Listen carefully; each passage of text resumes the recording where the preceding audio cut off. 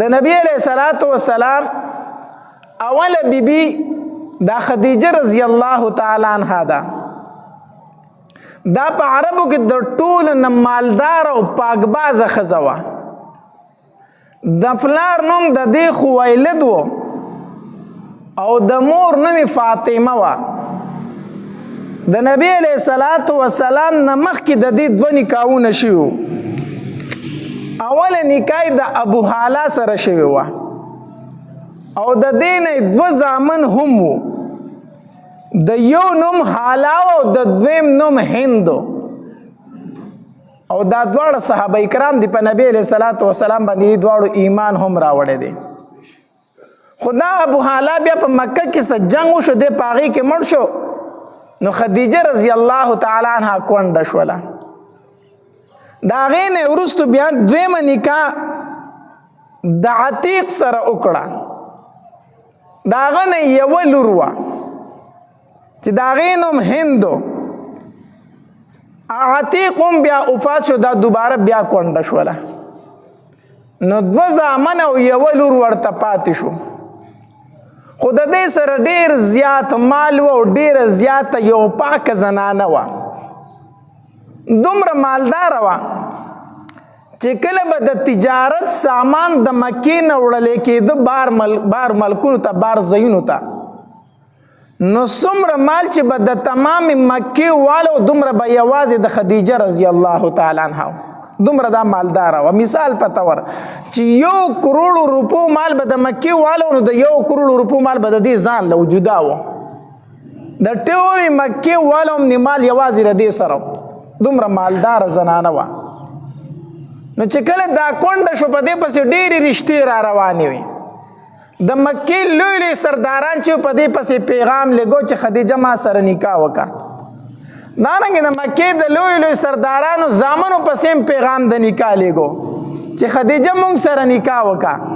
خو خدیجه رضی الله تعالی عنها به د نکاح نه انکار کو او د نکاح نه انکار ځکه کو وی بچی مې هم شته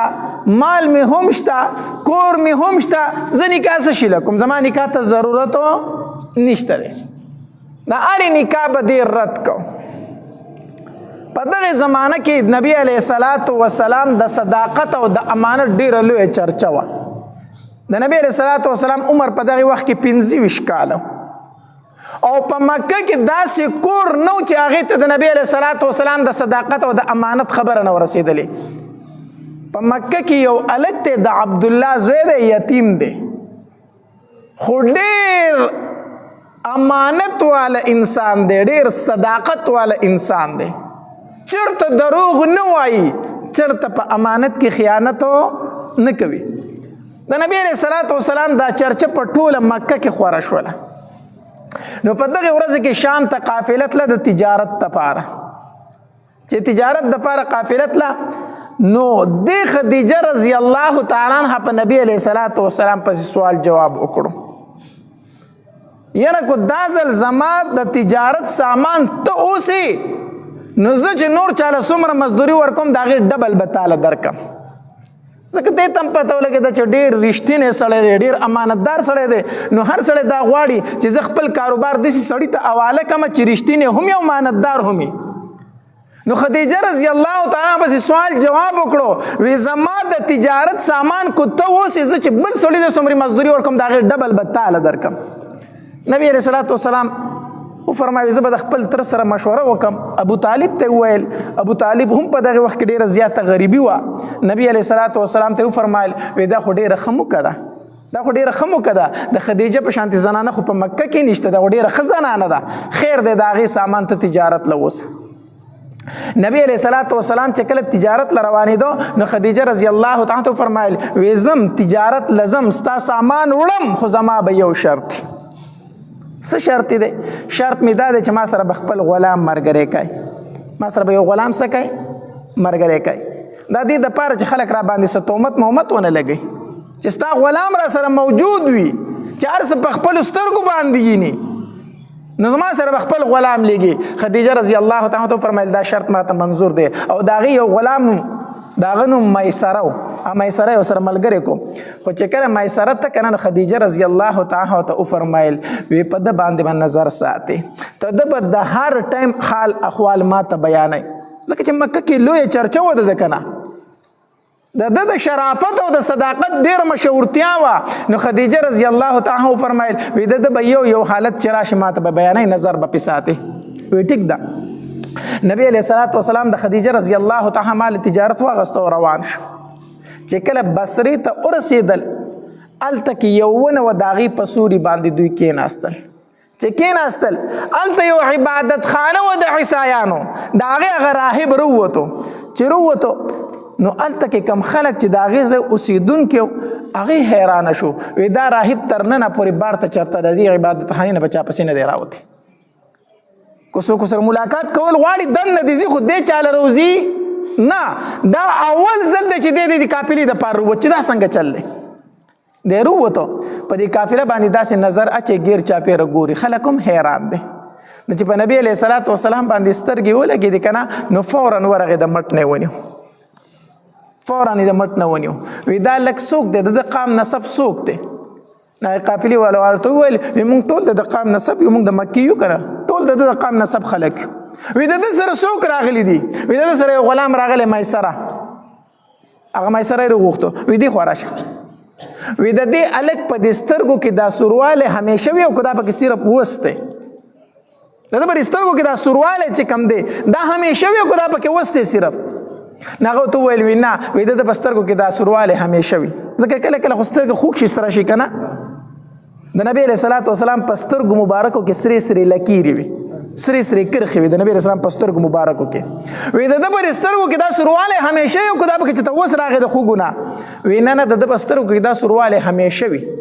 دا پکې صحیح همیشه وي نو هغې راهب وویل وی هو دا دی وی قسم په الله په دې ځای باندې د عیسی علیه الصلاة والسلام نه وروسته دا اول پیغمبر دی چې دې ځای ته راغی اول پیغمبر دا راغی خلک حیران شو دا دې څه وي خلک ورته وایي تا څنګه وپېژندو وی تاسو چې په پورې غونډکۍ باندې راښکاره شوئ ما د خپلې عبادت خانې نه کتل داسې ګټه داسې ونه نه وه چې ده ته یې سجده نه یې کړې ما د خپلې عبادت خانې نه کتل تاسو په دغې غونډکۍ چې را روان وئ ستاسو طرف ته به ونو سجدې کولې نو ما وی چې په دې قافله کې څه چل شته دی بیا یې داسې ناستو خلکو ته وی اله وګورئ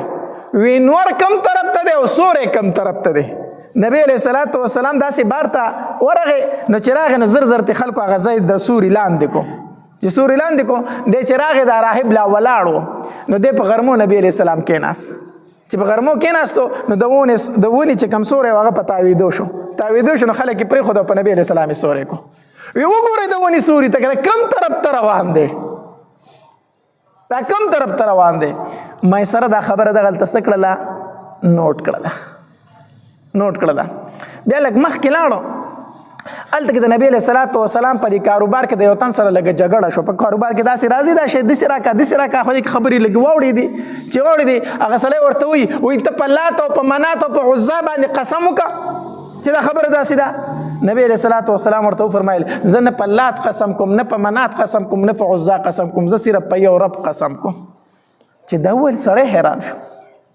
وی څه ته په لات او منات قسم نه کوي وی نه وی دا خو ته هغه خبره کوي چې کومه خبره به عیسی علیه الصلاة والسلام کوله دا خو ته هغه خبره کوي به هر حال د تجارت چې کوم سفر و هغه وشو نبی علیه الصلاة والسلام په دې تجارت کې دومره ګټه وکړه چې مخکې به څومره کېده د هغې دوچند یې وکړه نو چې قافله راتله مکې مکرمې طرف ته چې مکې ته راتله نو دا میسره غلام لږ مخکې د دوی نه په تلوارۍ کې راغی ځکه یو تن به مخکې مکې ته په منډه راته چې ستاسو د تجارت سامان چې دی قافله چې ده را روانه ده را نږدې شوې ده نو خلک به ورله مخې ته راووت په انتظار به ورته و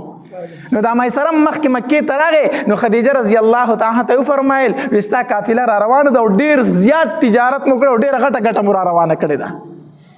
نو خدیجه ورته وویل وی ګټه خو یو طرف ته که خو مالک چې در سره تللی و هغه محمد صلی الله علیه وسلم د هغه څه حالت و تا ته خو ما ویلي په هغه به نظر ساتې نو هغه ورته د راهبه قسم وکړه او هغه ټولې خبرې ورته وکړې چې داسې حالات و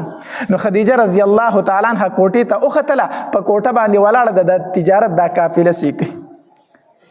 نو په کوټه باندې ولاړ ده نو دا قافله چې څنګه راښکاره شو که نه نو سره غرمه دي او د عربو ګرمي او د مکې ګرمي خو تاسو